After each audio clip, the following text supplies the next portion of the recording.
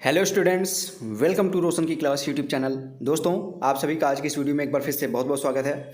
आज की इस वीडियो में हम देखने वाले हैं यहाँ पे सीटेट का जो यहाँ पे मैं आप लोगों को एक सीरीज स्टार्ट की थी मैंने, उसका सेट 2 यहाँ पे आज डिस्कस करेंगे। पूरे 30 के 30 क्वेश्चन डिस्कस करने वाले हैं सीडीपी यानी बाल विकास का, और ये आपका प्रीवियस ईयर पेपर होगा। तो सजेशन है कि आप लोग प्रीवियस ईयर के जो पेपर हैं कम से कम 8 से 10 पेपर आप सॉल्व कर लीजिए। बाकी तो पढ़ाई करते रहिए, साथ ही साथ आप लोग पेपर जो है प्रीवियस ईयर के कम से कम 10 सेट आप सॉल्व कर लीजिए। यहाँ पे मैं आप लोगों को सारे के सारे सेट प्रोवाइड कर दूंगा, कम से कम 15 से 20 सेट आपको प्रोवाइड करूँगा सभी सब्जेक्ट्स के। तो उसमें आज हमारा सेट 2 है, और वीडियो अगर अच्छी लगे तो प्लीज़ वीडियो को लाइक करिएगा। और ये सारे क्वेश्चन आपके प्रीवियस ईयर के हैं, और ये आपका जो पेपर है वो 29 दिसंबर 2022 का है। ठीक है, तो चलिए डिस्कस करते हैं। पहला क्वेश्चन यहाँ पे, पहला प्रश्न है, निम्न में से कौन सा स्थूल गत्यात्मक कौशल का उदाहरण है। अब ये देखिए कि जो सेट फर्स्ट था उसमें भी ये क्वेश्चन आया हुआ था, इसी टाइप से क्वेश्चन था, बस थोड़ा सा डिफरेंस था, लेकिन सेम क्वेश्चन था, आंसर सेम था, क्वेश्चन भी सेम था। तो सोचिए कि वो 28 दिसंबर को भी ये क्वेश्चन आया था, 29 दिसंबर को भी ये क्वेश्चन आया था, तो कितना इंपॉर्टेंट क्वेश्चन है। अगर आप लोग पहला सेट देखे होंगे तो इस क्वेश्चन का आंसर आप आराम से बता लेंगे। अगर नहीं भी देखे हैं तो आप ऊपर आई बटन पर क्लिक करके देख सकते हैं, या फिर डिस्क्रिप्शन बॉक्स में भी सेट 1 करके मैं लिंक दे दूंगा, वहाँ से भी देख सकते हैं। तो यहाँ पे ये जो क्वेश्चन था, इसमें मैंने आप लोगों को बताया था कि जो भी जिसमें शरीर की बड़ी बड़ी मांसपेशियों का यूज होता है, जैसे रेंगना, दौड़ना, कूदना, गेंद फेंकना, सीढ़ियाँ चढ़ना, इन सभी में स्थूल गत्यात्मक कौशल यूज होता है। तो यहाँ पे देखेंगे कि फुटबॉल को लात से धकेलने में आपका पैर का यूज होगा। तो यहाँ पे इस क्वेश्चन का सही आंसर होगा डी ऑप्शन, फुटबॉल को लात से ढकेलना। बाकी जितने भी यहाँ पे हैं ऑप्शन, उनमें देखिए यहाँ पे चित्र बनाने के लिए पेन पकड़ना, उंगलियों का यूज होगा। पेपर को काटना, इसके लिए भी बस हाथ और उंगलियों का यूज होगा। धागे में माला पिरोना, इसमें भी बस उंगलियों का यूज होगा। तो यहाँ पे बाकी जितने भी ऑप्शन थे उनमें छोटी छोटी मांसपेशियों का यूज हो रहा है, जबकि फुटबॉल को लात मारने या लात से ढकेलने के लिए आपके पूरे पैर का यूज होगा, इसलिए बड़ी मांसपेशी है। तो यहाँ पे स्थूल गत्यात्मक कौशल का उदाहरण होगा ऑप्शन डी। ठीक है, दूसरे क्वेश्चन की तरफ बढ़ते हैं। दूसरा प्रश्न है, बच्चे का विकास डैश डैश डैश से डैश डैश डैश की ओर होता है, यानी कि बच्चे का विकास कहाँ से किस तरफ होता है। तो बच्चे का जो विकास होता है वो होता है केंद्र से बाह्य की ओर। बच्चों का विकास केंद्र से बाह्य की ओर बढ़ता है। विकास शरीर के केंद्र से बाहर की ओर होता है। यह प्रोक्सिमो डिस्टल या अधोगामी विकास सिद्धांत है। इस सिद्धांत के अनुसार मानव विकास शरीर के केंद्र यानी कि समीपस्थ क्षेत्र से बाहरी शरीर के अंगों को यानी कि डिस्टल क्षेत्र यानी कि जो आसपास के क्षेत्र होते हैं उनकी तरफ ये अग्रसित होता है। यानी कि इस क्वेश्चन का सही आंसर हो जाएगा केंद्र से बाह्य की ओर बच्चों का विकास होता है। थर्ड क्वेश्चन की तरफ बढ़ते हैं। तीसरा क्वेश्चन है, यहाँ पे देखेंगे अभिकथन और कारण वाला। काफ़ी आसान क्वेश्चन होता है, अगर आप सही से इसको रीड करेंगे तो काफ़ी बच्चे इस टाइप के क्वेश्चंस में यहाँ पे कंफ्यूज होते हैं, लेकिन कंफ्यूज मत होइए। आसान क्वेश्चन होता है, थोड़ा सा आपको ध्यान से पढ़ना होता है। तो यहाँ पे अभिकथन दिया गया है, बच्चे का सामाजिकरण सर्वप्रथम परिवार में उसके माता पिता द्वारा होता है। अब यहाँ पे काफ़ी बच्चे यहाँ पे कंफ्यूज हो जाते हैं, ये कहता क्या है क्वेश्चन, अभिकथन क्या कहता है, कारण क्या कहता है। तो यहाँ पे मैं बता दूँ, अभिकथन एक चीज़ बोला गया है, जैसे कोई चीज़ बोला गया है और उसी का कारण दिया रहता है रीजन में, तो क्या वो कारण उस अभिकथन का ही कारण है, ये देखना होता है पहले आपको। उसके बाद ये देखना होता है क्या अभिकथन सही है, उसके बाद क्या कारण सही है। 2-3 चीज़ देखना होता है, इसलिए बच्चे इसमें थोड़ा सा डरते हैं इस टाइप के क्वेश्चन में। तो यहाँ पे अगर आपका थ्योरी क्लियर है, थ्योरी का अगर क्लियर है तो आपको कोई भी दिक्कत नहीं होगी, आपको समझना होता है। तो यहाँ पे आपको अभिकथन जो दिया गया है वो बोला गया है, बच्चे का सामाजिकरण सर्वप्रथम परिवार में उसके माता पिता द्वारा होता है। तो आप सभी को पता है कि बच्चे का सबसे पहले जो सामाजिकरण होता है उसके माता पिता से होता है, खासतौर से उसकी माता से होता है, क्योंकि वो सबसे पहले इन्हीं लोगों से मिलता है। यानी अभिकथन सही है। अब कारण देखिए, कारण क्या सही बता रहा है अभिकथन को। तो कारण है, परिवार बच्चों के सामाजिकरण का प्राथमिक कारक है। यहाँ पे कारक कर लीजिएगा। तो यहाँ पे बिल्कुल सही ये भी ये कह रहा है कि जो परिवार होता है बच्चे के सामाजिकरण का प्रथम कारक होता है, ये भी सही कह रहा है, और ये इसको बता भी रहा है, इसका कारण भी दर्शा रहा है। यानी कि दोनों सही है, और जो कारण है वो अभिकथन को सही यहाँ पे बता रहा है। यानी इस क्वेश्चन का सही आंसर हो जाएगा ए, अभिकथन और रीजन दोनों सही है, और जो रीजन है यानी कि कारण है वो अभिकथन का सही व्याख्या कर रहा है। ठीक, समझ गए होंगे। इस टाइप के क्वेश्चन करने में आप लोग अब कभी भी गलती नहीं करेंगे। चौथा क्वेश्चन है, अब यहाँ पे देखेंगे आज के पेपर में जिन पियाजे के ऊपर 2-3 क्वेश्चन आए हुए थे। तो कितना इंपॉर्टेंट टॉपिक है जिन पियाजे, अच्छे से पढ़ लीजिएगा आप लोग जिन पियाजे के बारे में, उनके कितने भी यहाँ पे विकास के कितने उन्होंने स्तर बताए हैं। कब कब होता है, कितने कितने सालों में होता है, वो सारी चीज़ें पढ़ लीजिएगा। चौथा प्रश्न है, जीन पियाजे के संज्ञानात्मक विकास के सिद्धांत के अनुसार निम्नलिखित में से कौन सी अवधारणा 3 से 6 वर्ष की आयु वाले बच्चों को सीखनी चाहिए। यानी कि बच्चे 3 से 6 वर्ष के हैं, अब जीन पियाजे के अनुसार उनको कौन सी अवधारणा किस तरीके से उनको सिखाना चाहिए। तो उनको सिखाना चाहिए सांकेतिक प्रतिनिधिकरण के द्वारा, यानी कि संकेतों से उनको सिखाना चाहिए। क्योंकि जो बच्चे होते हैं 2 से 7 वर्ष की अगर बात की जाए तो उनके अंदर कोई भी यहाँ पे तर्क शक्ति की मतलब जटिलता नहीं होती, वो तर्क नहीं कर सकते, ठीक है। तो उनको किस तरीके से सिखाना चाहिए, उनको सांकेतिक प्रतिनिधिकरण के द्वारा। अब उसके बाद अगर 7 से 11 वर्ष की बात की जाए तो 7 से 11 वर्ष के बच्चों को यहाँ पे तार्किक अनुप्रयोग सिखा सकते हैं, थोड़ा बहुत बता सकते हैं। लेकिन अभी 7 वर्ष के से छोटे बच्चे हैं, 3 से 6 यहाँ पे बोला गया है, तो इनको सांकेतिक प्रतिनिधि यानी संकेतों के द्वारा उनको हेल्प करके, उनको प्रतीकों के द्वारा किसी इस तरीके से सिखाना चाहिए, ठीक। अब देखिए 5वां क्वेश्चन भी जीन पियाजे के ऊपर ही है। जीन पियाजे के संज्ञानात्मक विकास के सिद्धांत के अनुसार अधिकांश बच्चे किस अवस्था में वस्तुओं को श्रेणियों में व्यवस्थित करने में सक्षम होते हैं। तो यहाँ पे बोल रहा है कि वो श्रेणियों में वस्तुओं को व्यवस्थित करने में सक्षम हो जाते हैं। तो ये कब होता है, ये आपका होता है मूर्त संक्रियात्मक अवस्था में। मूर्त संक्रियात्मक अवस्था में बच्चे किसी भी वस्तु को दे देंगे तो उनको श्रेणियों में यानी छोटे से बड़े में व्यवस्थित कर देंगे, ठीक। छोटे से बड़े में व्यवस्थित कर देंगे, कम से ज़्यादा में व्यवस्थित कर देंगे, ऊंचाई के अनुसार व्यवस्थित कर देंगे। तो ये कब होता है, मूर्त संक्रियात्मक अवस्था में होता है। ऑप्शन सी इसका बिल्कुल सही जवाब होगा।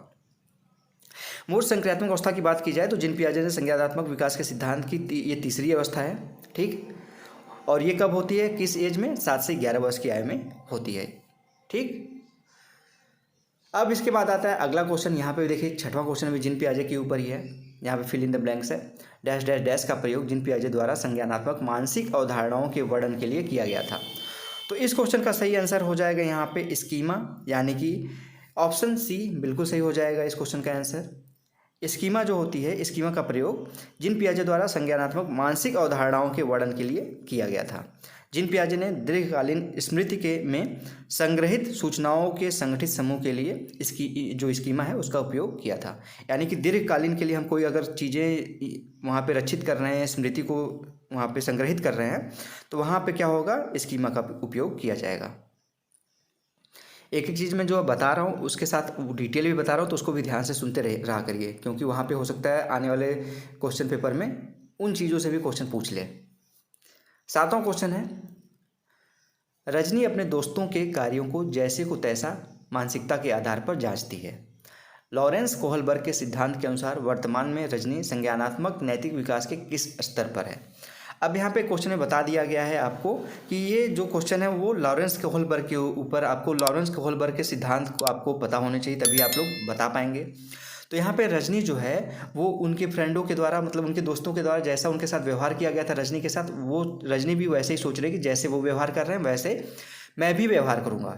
तो ये रजनी का पूछ रहा है कि वो संज्ञानात्मक नैतिक विकास के किस स्तर पर है, ठीक। तो ये प्री कन्वेंशनल यहाँ पे लेवल होता है, प्री कन्वेंशनल लेवल पे है, पूर्व परंपरागत यहाँ पे अवस्था होती है, उसमें है। यहाँ पे रजनी अपने दोस्तों के कार्यों को जैसे को तैसा मानसिकता के आधार पर जांच रही है। तो लॉरेंस कोहलबर्ग के सिद्धांत के अनुसार वर्तमान में रजनी संज्ञानात्मक नैतिक विकास के पूर्व परंपरागत स्तर पर है। अब यहाँ पे बात की जाए, इसके 2 अवस्थाएं होती हैं जो कि इस प्रकार हैं। पहला, आज्ञा एवं दंड की अवस्था, यानी कि स्टेज ऑफ ऑर्डर पनिशमेंट, और दूसरा है अहंकार की अवस्था, स्टेज ऑफ ईगो। इसमें यहाँ पे अगर बात की जाए कि नैतिक विकास की यहाँ पे कौन कौन से चरण हैं, तो यहाँ पे होता है पूर्व परंपरागत होता है, परंपरागत होता है, उत्तर परंपरागत होता है। तो इस तरीके से अवस्थाएं होती हैं। तो यहाँ पे रजनी अभी नैतिक विकास के पूर्व परंपरागत अवस्था में है, इसलिए वो जैसे को तैसा यहाँ पे व्यवहार दिखा रही है। 8वां क्वेश्चन है, जब विद्यार्थी किसी प्रश्न का हल खोजने के दौरान समस्या का समाधान करते हैं तो अध्यापक विद्यार्थियों को किस प्रकार पाड़ प्रदान करता है। यानी कि जो इसके फोल्डिंग होती है, पाड़ को क्या कहते हैं, इसके फोल्डिंग होती है। इसमें क्या किया जाता है, मैं आपको पहले वीडियो में बता चुका हूँ कि बच्चे को सहायता प्रदान की जाती है।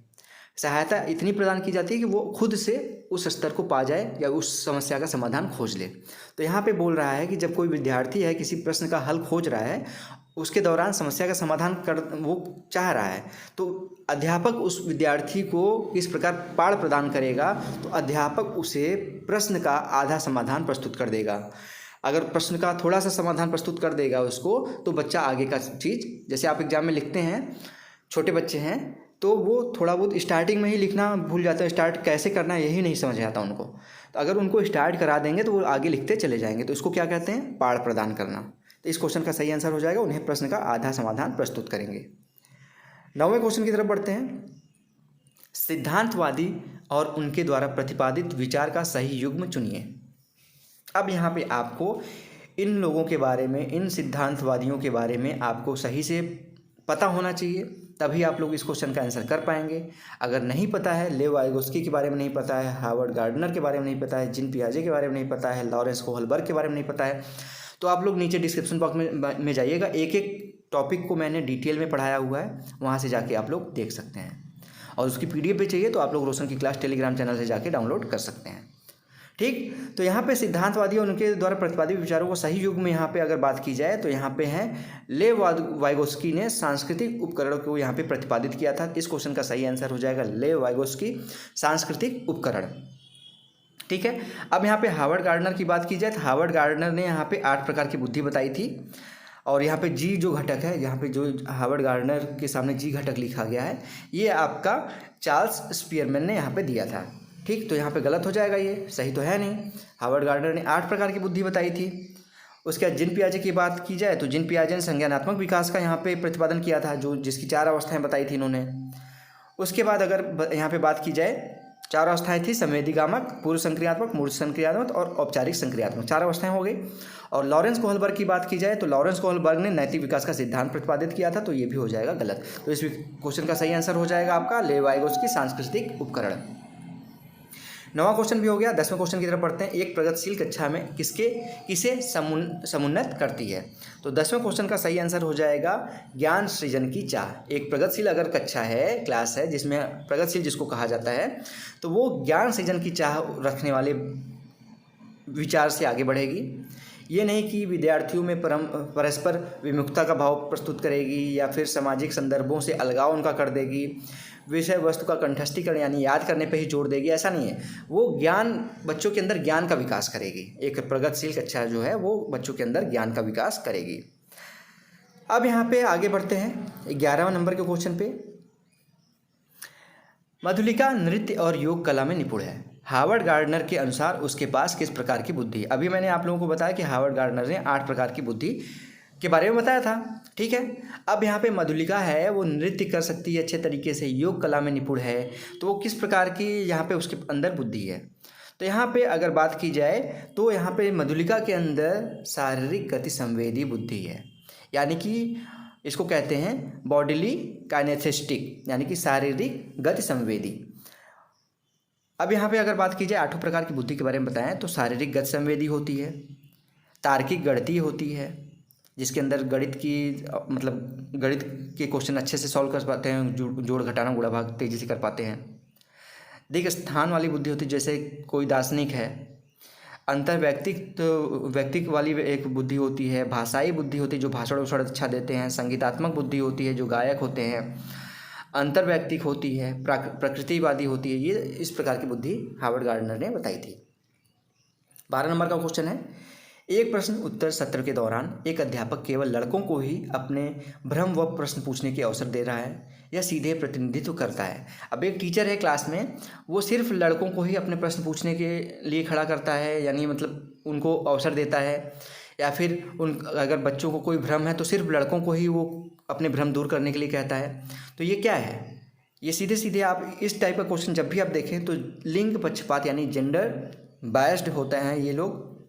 इस तरीके का आपको टीचर को नहीं होना चाहिए। ठीक है, जेंडर पक्षपात इसको कह सकते हैं, लिंग पक्षपात कह सकते हैं। 13 नंबर का क्वेश्चन यहाँ पे देखिए। अधिगम दर में व्यक्तिगत विभिन्नताएं किसका परिणाम है? जो अधिगम दर होती है, किसी के पढ़ने की दर होती है, उसमें अंतर जो होता है वो किसका परिणाम होता है?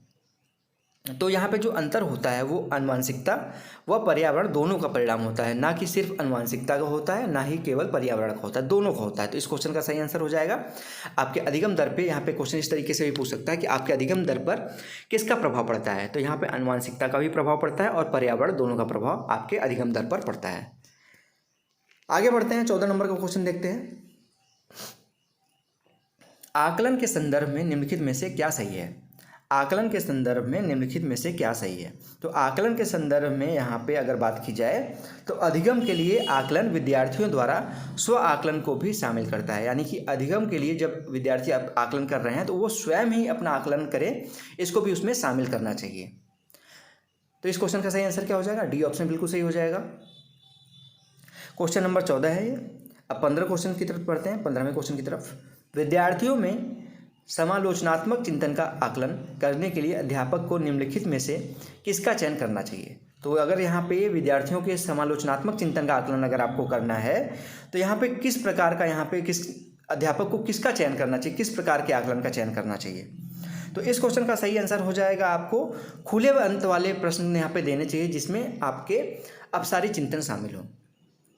अगर बात की जाए तो यहाँ पे आमतौर पर प्रश्नों का उपयोग यह देखने के लिए किया जाता है कि छात्र क्या जानते हैं, इसलिए यह उनकी प्रगति का आकलन करने के लिए महत्वपूर्ण होता है। सीधी सी बात है। प्रश्नों का उपयोग छात्रों को प्रेरणा देने, चिंतन कौशल को बढ़ाने और जिज्ञासु प्रवृत्ति विकसित करने के लिए भी किया जा सकता है। विद्यार्थियों के अगर समालोचनात्मक चिंतन के आकलन की बात की जाए तो अध्यापक को खुले अंत वाले यहाँ पे प्रश्न देने चाहिए जिसमें अब सारी चिंतन शामिल हो। अब समझ में आ गया होगा आप लोग इस क्वेश्चन का आंसर कैसे हुआ। 16 नंबर का क्वेश्चन देखते हैं। समावेशी शिक्षा में किसकी आवश्यकता होती है? तो समावेशी जो शिक्षा होती है इसमें किस प्रकार के शिक्षा की आवश्यकता होती है? तो विविधता को स्वीकृत करना चाहिए। अगर समावेशी शिक्षा है तो किस बच्चे का क्या बैकग्राउंड है, वो किस पर्यावरण से आ रहा है, उसके घर का स्थिति क्या है, वो किस जाति से, इन सभी चीज़ों को स्वीकृत देना चाहिए, यानी स्वीकार करना चाहिए। यानी इस क्वेश्चन का सही आंसर क्या हो जाएगा? विविधता को स्वीकृत देना। ठीक। 17 नंबर के क्वेश्चन की तरफ बढ़ते हैं। आप देखिए यहाँ पे अभिकथन और कारण वाला फिर से एक क्वेश्चन आता है। अब यहाँ पे फिर से इस चीज़ को अब 100% अभिकथन और कारण वाले क्वेश्चन पढ़ के जाइए क्योंकि वहाँ पे 2 से 3 क्वेश्चन हर शिफ्ट में आते हैं। तो यहाँ पे प्रश्न है 17 नंबर का, सुविधा वंचित समूह से आने वाले विद्यार्थियों की आवश्यकताओं को संबोधित करने के लिए अध्यापक को उनके सामाजिक सांस्कृतिक संदर्भों को जानना चाहिए। ठीक है, 17 का यहाँ पे अभिकथन समझ गए आप। अब इसके बाद आपको क्या लग रहा है कि अगर कोई सुविधा वंचित समूह से कोई विद्यार्थी आ रहा है तो अध्यापक को क्या करना चाहिए? उसके सामाजिक सांस्कृतिक संदर्भों को जानना चाहिए। तो बिल्कुल जानना चाहिए, तो सही कह रहा है। अब कारण देखते हैं। पाठ्य चर्चा की अभिकल्पना औसत विद्यार्थियों को ध्यान में रखकर करनी चाहिए। तो बिल्कुल गलत है ये। किसी भी विद्यार्थी को ध्यान में रख के पाठ्य चर्चा की अभिकल्पना नहीं करनी चाहिए। सभी को ध्यान में रखना चाहिए कि वो किस बैकग्राउंड से आ रहा है, वो सुविधा वंचित है कि कहाँ पे है, उसकी सांस्कृतिक सामाजिक स्थिति क्या है, इन सभी चीज़ों का ध्यान रखना चाहिए। तो इस क्वेश्चन में क्या है? ए तो सही है लेकिन आर गलत है। यानी इस क्वेश्चन का सही आंसर हो जाएगा सी। ए सही है लेकिन आर बिल्कुल गलत है। 18 नंबर का क्वेश्चन देखते हैं। पठन वैकल्य किस प्रकार की विकलांगता है? अब यहाँ पे पठन वैकल्य अगर आपको नहीं समझ में आ रहा है तो यहाँ पे पठन वैकल्य का इंग्लिश मतलब होता है डिसलेक्सिया। डिसलेक्सिया क्या कहते हैं? डिसलेक्सिया अधिगम विशिष्ट विकलांगता है। यह आमतौर पर अधिगम के विकारों के एक स्पेक्ट्रम के रूप में वर्गीकृत किया गया है जो बोलने, पढ़ने, लिखने और शब्दों का उच्चारण करने की क्षमता को प्रभावित करता है। यानी कि यहाँ पे इस क्वेश्चन का सही आंसर क्या हो जाएगा? 18 नंबर का अधिगम विशिष्ट यहाँ पे ये विकलांगता है। यानी वो बोलने में, पढ़ने में, लिखने में उसको प्रॉब्लम होगी। अब सारी जो विकलांगताएं हैं, डिसलेक्सिया, डिसकैलकुलिया, डिस्प्रैक्सिया, इन सबको भी अगर आपको पढ़ना है तो आप लोग रोशन की क्लास यूट्यूब चैनल पे जाके जो CDP वाला प्लेलिस्ट है उसमें देख सकते हैं। 19 नंबर का क्वेश्चन है, निम्नलिखित में से कौन सा स्वलीनता विकार की विशिष्ट लक्षण है? स्वलीनता यानी कि इसको क्या कहते हैं? स्वलीनता को कहते हैं ऑटिज्म। ऑटिज्म डिसऑर्डर है ये भी एक प्रकार का। तो यहाँ पे पूछ रहा है निम्नलिखित में से कौन सा स्वलीनता विकार का विशिष्ट लक्षण है? तो इस क्वेश्चन का सही आंसर हो जाएगा बाधित संप्रेषण। बाधित संप्रेषण यहाँ पे अगर बात की जाए, बाधित संप्रेषण मतलब बातचीत करने में अपने व्यवहार का एक दूसरे से परस्पर मतलब संचार करना अपनी बातों का, उसमें दिक्कत होती है। ठीक है। स्वलीनता के बारे में अगर बात की जाए तो स्वलीनता एक विकासात्मक विकार है जो ज़्यादातर बच्चों में देखी जा सकती है, जो महत्वपूर्ण सामाजिक संचार और व्यवहार संबंधी चुनौतियों का कारण बन सकती है। यह मुख्य रूप से जटिल स्थिति है जिसमें संचार और व्यवहार की समस्याएं उत्पन्न होती हैं तथा मस्तिष्क के अंदर जिसका कारण होता है, उसके मस्तिष्क के अंदर कुछ दिक्कत होती है जिससे ये स्वलीनता विकार उत्पन्न होता है। तो आंसर क्या हो जाएगा? ए ऑप्शन हो जाएगा इसका, बाधित संप्रेषण। 20वां क्वेश्चन देखते हैं, कक्षा में विभिन्न योग्यताओं वाले शिक्षार्थियों की आवश्यकताओं की पूर्ति कैसे की जा सकती है। तो क्लास में विभिन्न योग्यताओं वाले शिक्षार्थी विद्यार्थी हैं, उनकी सभी की आवश्यकताओं की पूर्ति कैसे करेंगे आप। तो इस क्वेश्चन का सही आंसर हो जाएगा आपका श्रेणीबद्ध कठिनाइयों के कार्य देकर, यानी कि धीरे धीरे उनकी कठिनाइयों, मतलब पहले कम कठिनाई वाले कार्य देंगे, फिर थोड़ा सा उससे ऊपर का कठिनाई वाला कार्य देंगे, फिर और भी कठिनाई वाला कार्य देके सभी प्रकार के जो योग्यता वाले शिक्षार्थी हैं उनकी आवश्यकताओं को पूरा करेंगे। अगर इकट्ठे ही कठिन क्वेश्चन दे देंगे तो जो जिसको कम आता है वो नहीं कर पाएगा, वो रुक जाएगा। अगर एकदम सरल दे देंगे तो जाहिर सी बात है कि स्टार्ट सरल से करेंगे तो सारे विद्यार्थियों को जिसको आता है वो तो सीख ही जाएगा, जिसको नहीं आता वो भी धीरे धीरे सीख जाएगा। इसलिए श्रेणीबद्ध कठिनाई के कार्य देकर यहाँ पे बच्चे के सभी प्रकार के विभिन्न योग्यताओं वाले शिक्षार्थियों की आवश्यकताओं को पूरा किया जा सकता है। 21 नंबर का क्वेश्चन है, अधिगम तब अधिक अर्थपूर्ण होता है जब विषय वस्तु को डैश डैश डैश रूप में प्रस्तुत किया जाता है। तो यहाँ पे कह रहा है अधिगम कब अर्थपूर्ण होगा, यहाँ पे तो जब ये अधिगम जो होता है वो संयोजित यानी ऑर्गेनाइज्ड होता है। हम अगर किसी को पढ़ा रहे हैं तो ऑर्गेनाइज्ड तरीके से पढ़ाएं, व्यवस्थित तरीके से पढ़ाएं, संयोजित तरीके से पढ़ाएं तो अधिगम अधिक अर्थपूर्ण होगा। जब हम विषय वस्तु को संयोजित कर लें, उसको किस तरीके से कब पढ़ाना है, किस चैप्टर को कब पढ़ाना है, किस चैप्टर को बाद में पढ़ाना है, किसको पहले पढ़ाना है, ये सारी चीज़ें जब संयोजित हो जाएंगी तो अधिगम अधिक अर्थपूर्ण कहा जाएगा। ठीक है, 21 नंबर का क्वेश्चन समझ में आ गया होगा आप लोगों को। अब चलते हैं हम 22 नंबर के क्वेश्चन की तरफ। अच्छा क्वेश्चन है, ध्यान से देखिएगा। अंतरिक्ष की अवधारणा समझाते हुए एक अध्यापक ने महसूस किया कि विद्यार्थियों में इस विषय को लेकर अनेक भ्रांतियां हैं। यानी भ्रांतियां का मतलब उनके अंदर बहुत प्रकार की कन्फ्यूजन है, गलत नॉलेज है उनके अंदर। अध्यापक के इस स्थिति के प्रति क्या प्रतिक्रिया होनी चाहिए, यानी कि बच्चों के जो भ्रांतियां हैं अलग अलग प्रकार की, इस स्थिति को देख के अध्यापक को क्या करना चाहिए। तो यहाँ पे ऑप्शन में पढ़ देता हूँ, आप लोगों को खुद ही समझ में आ जाएगा। सीधे सीधे उन भ्रांतियों को अस्वीकार कर देना चाहिए, यानी उन भ्रांतियों को नकार देना चाहिए। दूसरा है उन भ्रांतियों के प्रति विद्यार्थियों के तर्क जानने चाहिए कि भ्रांतियाँ क्यों हैं, ये जानना चाहिए। सी है विद्यार्थियों को सही जानकारी कंठस्थ करने के लिए कहना चाहिए कि थोपना नहीं चाहिए। आप जो सीबीएसई कहता है वो किसी चीज़ को किसी के ऊपर थोप नहीं सकते आप, ठीक। और डी है नकारात्मक पुनर्बलन का प्रयोग। तो नकारात्मक पुनर्बलन का प्रयोग कभी नहीं करना चाहिए ज़्यादातर, अगर कोई बच्चा कुछ गलत नहीं कर रहा है तो इस क्वेश्चन का आंसर हो जाएगा बी ऑप्शन। उन भ्रांतियों के प्रति विद्यार्थियों के तर्क जानने चाहिए कि उनको ये भ्रांति क्यों हुई है, उनका विचार क्या है, ये जानेंगे तभी तो उन भ्रांतियों को आप धीरे धीरे दूर कर सकते हैं। तो इस क्वेश्चन का बी ऑप्शन बिल्कुल सही हो जाएगा। 23वें नंबर क्वेश्चन की तरफ बढ़ते हैं। विद्यार्थियों को किसी भी अवधारणा के बारे में समझाते हुए निम्न में से किस बात का ध्यान रखना चाहिए। तो यहाँ पे पहले 3 पॉइंट दिए गए हैं, अब उसके बाद क्वेश्चन का आंसर यहाँ पे देना है आपको। देखिए इस टाइप के क्वेश्चन काफ़ी अच्छे होते हैं क्योंकि यहाँ पे जो ऑप्शन होता है उससे काफ़ी बच्चे कन्फ्यूज हो जाते हैं। तो विद्यार्थियों की किसी भी अवधारणा के बारे में समझते हुए निम्न में से किस बात पर ध्यान देना चाहिए। पहला, विद्यार्थियों में सीखने के लिए तत्परता है कि नहीं है, ठीक, ये इस बात का ध्यान देना चाहिए कि तत्परता है कि नहीं है। दूसरा, विद्यार्थियों के सामाजिक सांस्कृतिक संदर्भ क्या है, इस बात पे ध्यान देना चाहिए कि नहीं। तीसरा, विद्यार्थियों द्वारा चयनित अधिगम शैलियाँ क्या रही हैं, इस बात पे ध्यान देना चाहिए कि नहीं, इस बात को भी ध्यान रखना चाहिए। तो यहाँ पे आप देखेंगे कि विद्यार्थियों के सीखने की तत्परता को भी ध्यान देना चाहिए, विद्यार्थियों के सामाजिक सांस्कृतिक संदर्भ को भी ध्यान देना चाहिए, विद्यार्थियों द्वारा चयनित अधिगम शैलियों को भी ध्यान देना चाहिए, यानी तीनों पॉइंट को ध्यान देना चाहिए। यानी इस क्वेश्चन का सही आंसर हो जाएगा डी ऑप्शन, 1 2 3 तीनों। 24 नंबर के क्वेश्चन की तरफ बढ़ते हैं। ये भी उसी टाइप का क्वेश्चन है। रमेश विज्ञान विषय पढ़ते समय अन्वेषण प्रयोग विभिन्न व्यवहारिक गतिविधियों के माध्यम से बच्चों को नया ज्ञान व समझ बनाने के अवसर प्रदान करता है, वह बढ़ावा देना चाहता है।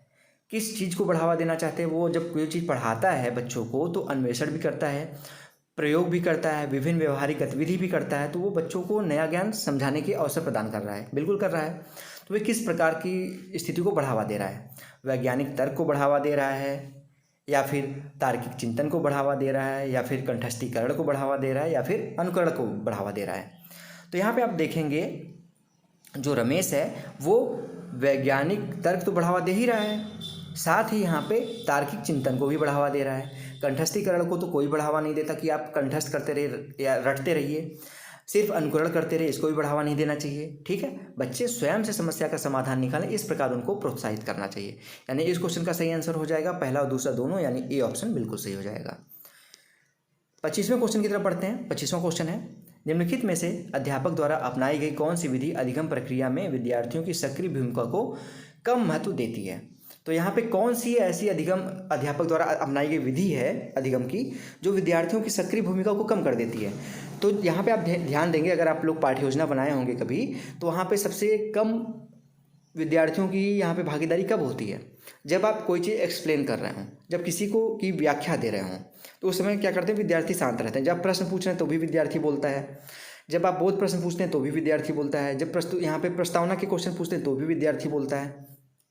ठीक है, जब कोई आप क्रियाकलाप कराते हैं, खोज कराते हैं, तो भी विद्यार्थी उसमें शामिल होता है। यानी कि सबसे कम सक्रिय भूमिका कब होती है, व्याख्यान के दौरान। जब आप व्याख्यान देते हैं तो उस समय विद्यार्थियों की भूमिका सबसे कम मानी जाती है। तो इस क्वेश्चन का सही आंसर हो जाएगा ए ऑप्शन।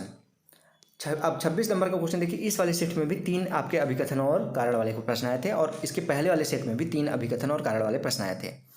यहाँ पे अभिकथन है, आंतरिक अभिप्रेरणा एक बच्चे को स्वेच्छा से अपनी आंतरिक खुशी के लिए काम करने को प्रेरित करती है।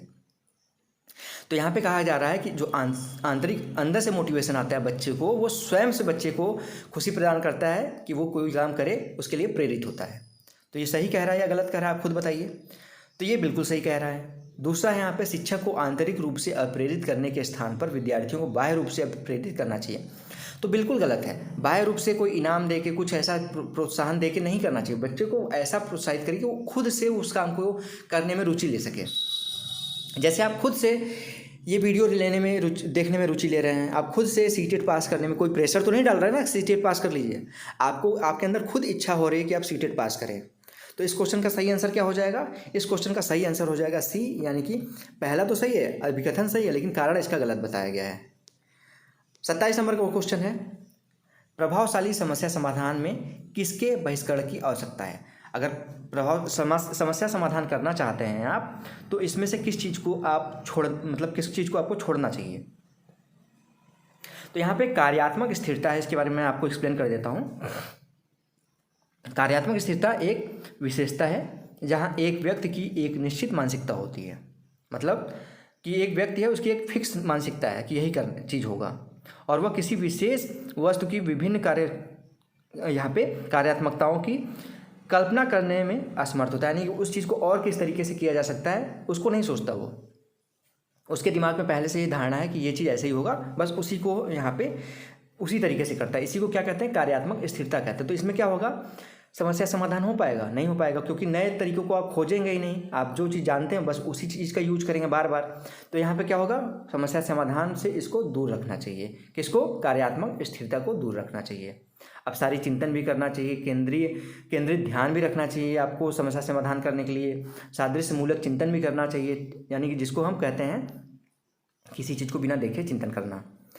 28 नंबर का क्वेश्चन देखते हैं। एक विद्यार्थी अपनी असफलता का कारण अपनी योग्यता की कमी को, यहाँ पे देखिए मानता होगा, ठीक है, मानता है। वह योग्यता को स्थायी मानता है और मानता है कि योग्यता प्रयासों द्वारा प्रभावित नहीं होती। यह विचार दशा किस स्थिति को जन्म दे सकती है। तो यहाँ पे जो विद्यार्थी है, यहाँ पे वो सोच रहा है कि असफलता का कारण अपनी योग्यता की कमी को मान रहा है। वह योग्यता को स्थायी मानता है, यानी योग्यता स्थायी है, फिक्स है, और मानता है कि योग्यता प्रयासों द्वारा प्रभावित नहीं होती। बिल्कुल होती है। आप अगर कोई चीज़ पढ़ रहे हैं, आप सीटेट का एग्जाम दे रहे हैं, बार बार रिवीजन करेंगे तो आपकी योग्यता तो सीधी सी बात है, उस पर डिपेंड करेगी। यह जो विचारधारा है किस स्थिति को जन्म दे रही है यहाँ पे, तो यहाँ पे अधिगम असहायता पे यहाँ पे जन्म दे रही है। एक विद्यार्थी अपनी असफलता का कारण अपनी योग्यता की कमी को मान रहा है। यहाँ पे वह योग्यता को स्थायी मानता है और मानता है कि योग्यता प्रयासों द्वारा प्रभावित नहीं होती है। तो यह विचारधारा अधिगम असहायता की स्थिति को जन्म दे रहा है। अधिगम असहायता प्रतिकूल उद्दीपनों से बचने के लिए कोई उचित क्रिया न करने की सीखी हुई प्रतिक्रिया है। यह तब होती है, अगर ये बात की जाए कब होती है, तो यह तब होती है जब एक विद्यार्थी यह मान लेता है कि शैक्षणिक गतिविधियों के परिणाम अनियंत्रित होते हैं। अधिगम असहायता की परिघटना पर सर्वप्रथम प्रयोग यहाँ पे अगर बात की जाए किसने की थी, तो यहाँ पे मैं बता दूँ, एक यहाँ पे मनोवैज्ञानिक थे, सैली, रुको मैं पढ़ के लिख के बता देता हूँ, ठीक, सेलिगमैन, इन्होंने इसके बारे में बताया था, सेलिगमैन, ठीक। सेलिगमैन थे एक मनोवैज्ञानिक, इन्होंने अधिगम असहायता के बारे में सर्वप्रथम बताया था। आप चलते हैं 29 नंबर के क्वेश्चन की तरफ। अवधारणाओं को इस तरह से प्रस्तुत करना चाहिए जो, अब यहाँ पे अवधारणाओं को किस प्रकार से प्रस्तुत करना चाहिए उसके बारे में यहाँ पे बताया गया है। तो अवधारणाओं को यहाँ पे उनके पूर्व ज्ञान और स्कीमा को क्रियाशील करके यहाँ पे बताना चाहिए कि उनका पूर्व ज्ञान क्या रहा है। अगर अवधारणाएं हैं तो उनको पूर्व ज्ञान अभी तक किस प्रकार का है और इनका स्मृति जो होती है वो किस प्रकार की है, इसको ध्यान में रखते हुए अवधारणाओं को प्रस्तुत करना चाहिए। इस क्वेश्चन का सही आंसर हो जाएगा बी ऑप्शन, बिल्कुल सही है।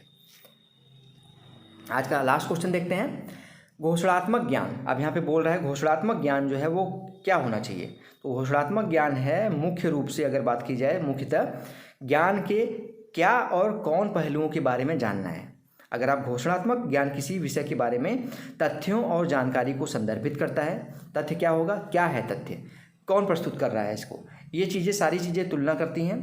तो यहाँ पे इस क्वेश्चन का सही आंसर हो जाएगा सी ऑप्शन, मुख्यतः ज्ञान के क्या और कौन पहलुओं के बारे में जानना है। तो घोषणात्मक ज्ञान का सही आंसर हो जाएगा आपका सी ऑप्शन।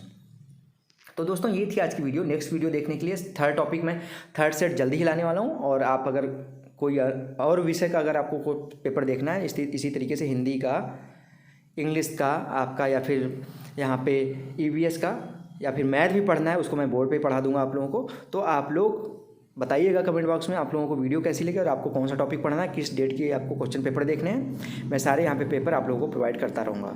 अगर वीडियो अच्छी लगी हो, मेरा प्रयास अच्छा लगा हो तो प्लीज़ वीडियो को लाइक करिएगा। और अगर सीटेट की कंप्लीट तैयारी करनी है तो काफ़ी वीडियोज़ मैं बना चुका हूँ, उसको भी आप जाके देख सकते हैं।